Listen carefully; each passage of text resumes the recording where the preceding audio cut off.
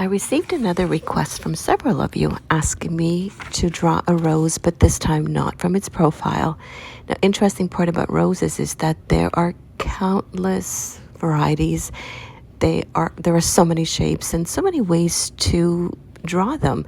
And the challenge here was to come up with something that was easily followed by everyone. And hopefully I've done the job.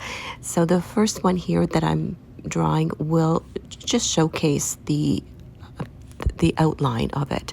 But in a moment, I'm going to show you what not to do, and then we'll do it all over again together. So there are points that are called converging points, and a teacher told me about this about 100 years ago back in high school.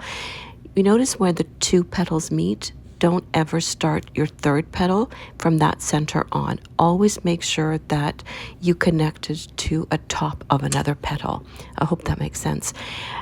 Then let's do this again. Let's start these little C shapes and put them around the center.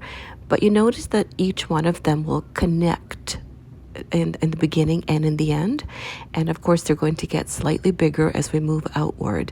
Adding variety to each one of the petals will give you a much more interesting flower. You notice that this particular one here almost resembles a triangle. So the other thing to remember is you don't have to paint 100 petals to get better results. Sometimes fewer petals do give you a nicer rose. And here's how to paint it.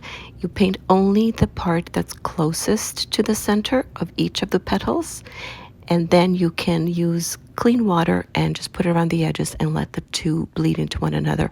I'm using sketch paper here, so not very good paper. You'll get better results with watercolor paper.